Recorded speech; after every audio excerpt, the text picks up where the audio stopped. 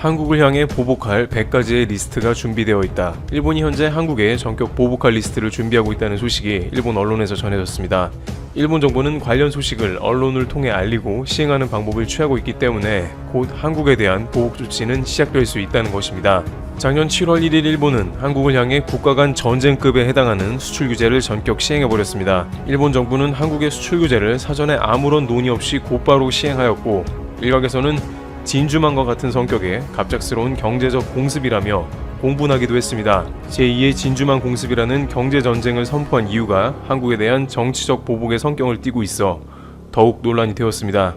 그 시작은 2018년 강제징용 피해자 4명에 대한 배상을 각 1억씩 하라고 한국 대법원이 명령하면서 본격적으로 일본의 경제산업상 등에서 기획되고 자민당의 보수파 의원으로부터 오래전부터 제기되어 온 한국의 핵심 산업인 반도체를 괴멸시켜야 한다는 수출 규제가 전격적으로 발표된 것입니다. 당시 일본은 이 수출 규제를 시행하면서 이것은 일본이 앞으로 할 수 있는 보복 리스트 100가지 중에서 첫 번째 것이라고 밝히며 한국은 각오하는 게 좋다. 그 전에 강제징용 문제를 해결해야 할 것이라고 밝혔습니다. 그렇게 시간은 흘렀고 이제 강제징용 판결의 효력이 다음 달인 8월 4일에 본격적으로 생기게 되므로 이에 일본이 적극적으로 자신들이 얘기해온 보복성 조치를 실행하겠다고 나온 상황을 맞습니다. 법원은 내달 4일 이후로 주식 감정 등 피고 측에 압류된 재산을 처분해 현금화하기 위한 후속 절차를 밟을 수 있습니다. 따라서 일본 정부는 한국 정부가 일본제철과 포스코의 한국 내 합작 법인인 P&R의 주식 압류를 실행할 것을 대비해 본격적으로 보복 조치를 실행하겠다고 일본의 언론을 통해서 간접적으로 목소리를 내고 있습니다. 교도통신에 따르면 보복 조치로는 우선 한국인에 대한 관광 목적 등의 단기 비자 면제를 중단하고 각종 비자 취득 조건을 까다롭게 해 양국 관계 악화의 책임이 한국 정부에 있다는 자국 주장을 알리는 방안이 검토되고 있습니다. 작년부터 스가 관방장관은 한국에 실시할 수 있는 보복 조치 중에 비자 중단에 대해 거론한 바 있습니다. 일본과의 밀접한 경제관계를 갖는 한국의 기업인들이 일본 땅을 밟지 못하게 해서 한국의 산업 생태계를 더욱더 어렵게 만들겠다는 수출 규제에 이어서 좀 더 한국을 조이는 경제 조치라고 업계에서는 논의된 바 있는 것입니다. 또 하나 거론되는 것은 일본 정부가 외교적인 대응 조치로 복귀 시기를 정하지 않은 채 도미타 고지 주한 일본 대사를 일본으로 불러들이는 방안을 검토 중인 것으로 알려졌습니다. 일본 정부는 한국과 심각한 외교 문제가 불거지면 대사를 일본으로 조치하는 모습을 종종 보였습니다. 여기에 한국산 수입품에 대한 추가 관세 부과와 한국으로의 송금 규제 방안 등을 염두에 두고 있는 것으로 알려졌습니다. 위와 같은 조치들은 사전에 일본 정부에서 열거한 대표적인 수출 규제에 이은 대한국 보복 조치로서 지금까지는 으름장만 놓았지 실제로 눈에 띄게 실행된 것은 없었으나 한국에서 일본 기업 자산 매각 시 곧바로 실시한다는 준비를 하고 있다는 메시지를 일본 언론을 통해 공표하므로 한국의 일본 기업 자산 매각을 마지막으로 하지 말라는 일종의 강력 경고를 보내고 있는 셈입니다. 교도통신도 대구지법 포항지원이 공시 송달 효력이 발생하는 것에 맞춰 압류자산 매각 명령을 검토하는 작업에 들어갈 것으로 보는 견해가 힘을 얻고 있다며 일본 측이 보복 가능성을 흘리는 배경에는 견제를 강화해 한국 측의 매각을 단념시키려는 목적이 있다고 분석했습니다. 그런데 이미 대법원에서 판결이 나버린 사안에 대해서 한국 정부에 경고를 하고 있냐는 의문이 드는데, 한국은 이 건은 정부에서는 건드릴 수가 없는데 삼권 분립이 분명한 나라에서 판결을 뒤집을 수 없다는 것입니다. 게다가 강제징용 피해자의 개인 청구권은 살아있어 이들이 피해를 보상받을 수 있다는 것입니다. 반면 일본은 개인 청구권도 청산이 되었으며 한국 정부가 법원의 집행을 막아달라는 강력한 요구를 하는 것입니다. 일각에서는 한국은 원칙대로 법대로 하자는 것이고, 일본은 한국 정부가 법원 압박을 통해서 판결을 무용지물로 만든 다음에 국가 간의 큰 차원에서 무마하여 수출 규제 및 강제징용 판결 문제까지 해결하자는 압박이라고 지적합니다. 일본에서는 실제 아베 총리가 중요한 법원 판결 전에 일본의 대법원장을 총리 관저에서 만난 후에 대법원이 일본 정부에 유리하게 판결을 낸 적이 있습니다. 후쿠시마 원전 사고의 원인으로 지목된 도쿄전력의 경영진 책임에 대한 대법원 판결에서 이들 경영진은 관련 혐의에 관해 무죄를 선고받은 것입니다. 작년 9월에 있었던 이 판결이 있던 날 오전에 아베 총리는 대법원장을 느닷없이 총리 관저에서 15분간 만났습니다. 일부의 일본 진보 언론에서는 내각이 대법원의 판결에 영향을 끼치고 압박했을 것이라고 확신했습니다. 결국 동일본 대지진은 그 누구의 책임이 아닌 것이며 피해자들에게 배상해줄 의무도 없다는 것입니다. 일본은 한국과 같은 온전한 삼권 분립이라고 보기엔 어려움이 있다는 비판이 당시 제기되기도 했습니다. 또한 동일본 대지진과 같은 일본 내부의 판결조차 책임을 회피하려는 모습을 보이는 일본 정부인데, 하물며 한국의 과거 강제징용 문제에 대한 책임은 어떻게든 피하려고 할 것이라는 의견도 제기됩니다.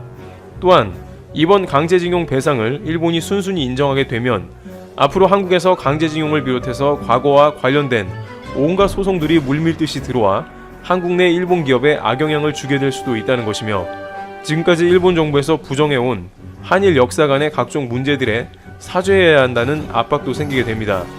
그러다 보니 일본 정부는 역대 가장 강력한 정책이라는 수출 규제를 자행하게 되었고, 추가 보복 리스트를 꺼내들며 한국을 압박하고 무마시키려는 모습이 역력한 것입니다. 그러나 일본의 이러한 움직임은 지난 1년간의 경험상 오히려 마이너스라는 것이 여실하게 드러나고 있습니다. 우선 당장 일본 정부가 시행하려는 비자 강화 정책에 있어서는 코로나로 인해 거의 영향이 없는 상황입니다. 코로나가 온전히 회복되고 여행객의 왕래가 있으려면 보수적인 감염학자들은 그 시점을 3년 뒤로 보고 있으며, 일본과 한국의 왕래가 현재 국경이 막혀 거의 이루어지지 않는 점도 이러한 비자 문제는 효용이 떨어진다는 것입니다. 다만 일본 정부는 최근 한국과 중국 등 12개국에 대해서 입국 완화를 검토 중이라고 밝힌 바 있습니다만, 이 중에 한국이 다시 제외될 수도 있다는 가능성이 생깁니다. 기업인과 유학생이 일본에 입국되는 문제가 연기되고 당분간 막힐 수도 있다는 가능성이 높아지는 것입니다. 그러나 한편으로는 한국에서 지리적으로 가까운 일본과의 교류를 걱정하는 사람들도 많습니다. 현재 일본 코로나 상황이 매우 좋지 않기 때문에 일본에서 입국자는 한국도 꺼려진다는 것입니다.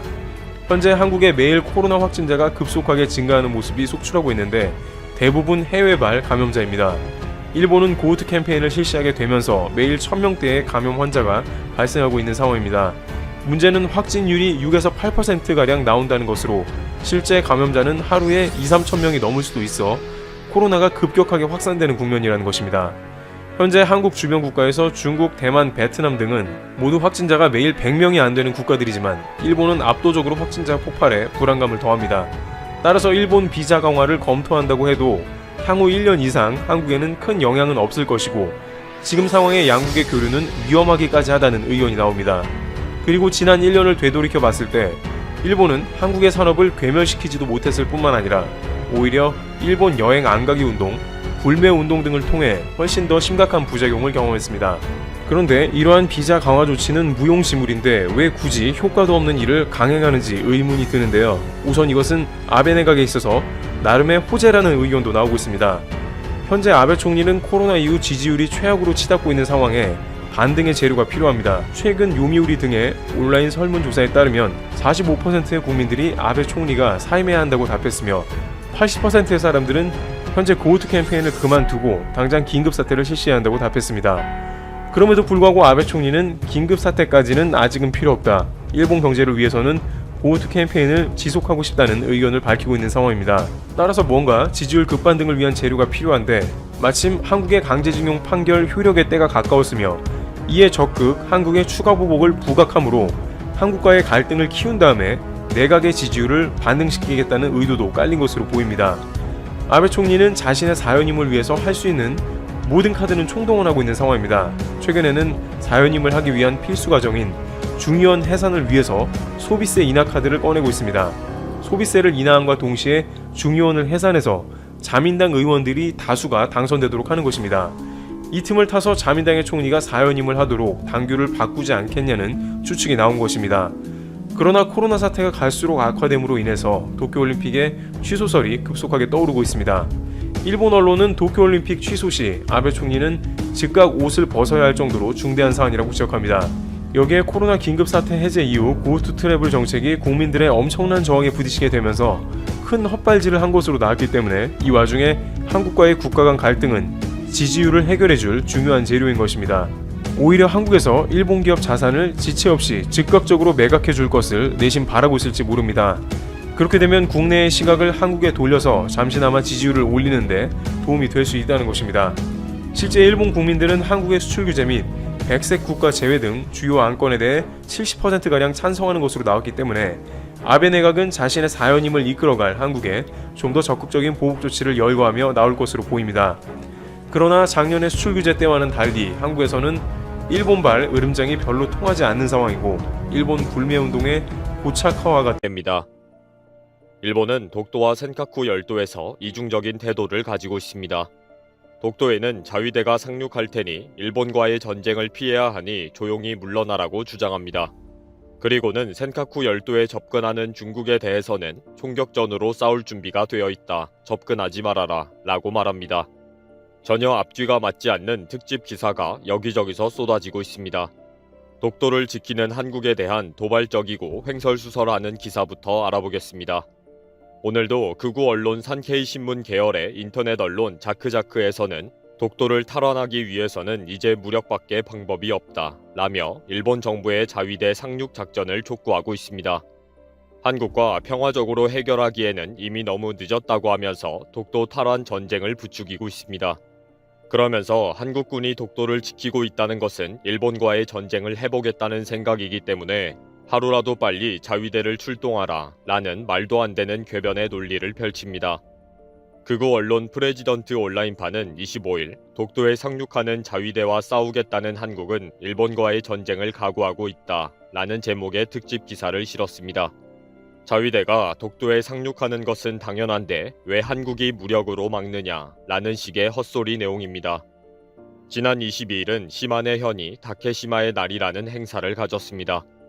독도를 일본명으로 다케시마라고 지칭하면서 16년 동안 자기들끼리 치른 행사입니다.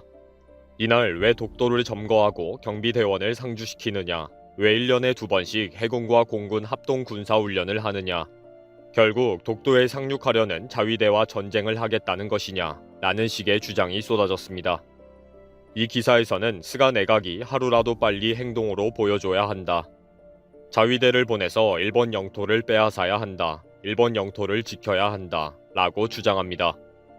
그러면서 자위대의 공격은 일본 영토를 지키기 위한 당연한 행동이다. 라고 하면서 11일자 한국 언론의 보도를 비난합니다.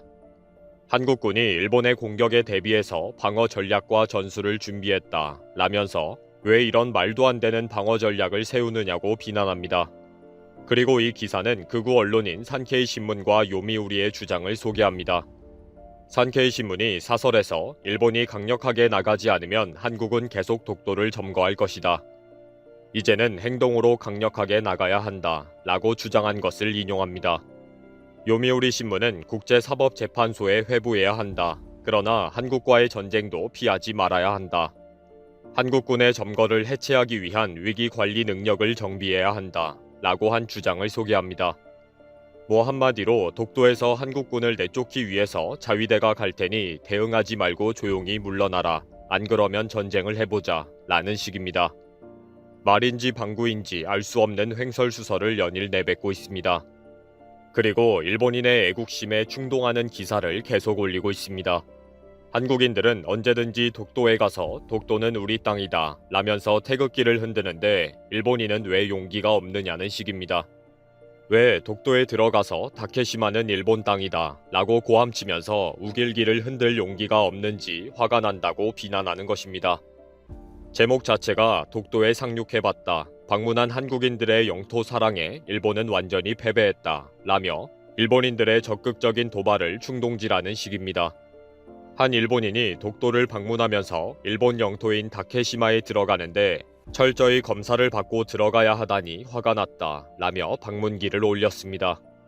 독도에서 많은 한국인들이 태극기를 흔들고 만세를 부르는 모습을 봤는데 한국인들은 일본 영토에 상륙해서 만세를 부를 정도로 용기가 있었다 라고 소감을 말하는 것입니다. 그러면서 많은 일본인들이 독도에 몰려와서 함께 우길기를 흔들면서 다케시마 만세를 부르자 라고 결론을 내렸습니다. 정말 현실성은 1도 없는 글인데도 이 기사를 보는 일본인이라면 누구나 혐한에 불이 붙을 정도로 도발적인 내용입니다. 이렇게 횡설수설하는 일본이 센카쿠 열도에 대해서는 정반대의 논리를 펼칩니다. 특히 최근 중국이 해경법을 개정하면서 센카쿠 열도에 무장을 한 채로 접근을 하게 되었고 해경이 언제든지 전투를 할 수 있도록 했습니다. 이런 중국의 대응에 우리도 총기를 사용하겠다라며 전의를 다지고 있습니다. 일본 정부는 25일 자민당과의 합동회의에서 센카쿠 열도에 외국 배에서 승무원이 착륙을 강행할 경우에는 해상보안청이 위협 사격을 할 수 있다고 밝혔습니다. 최근 중국이 시행하고 있는 해경 무기 사용 규정 확대를 명문화한 해경법에 대한 대책이 필요하다는 목소리가 나온 것에 대한 견해를 확인해 준 것입니다.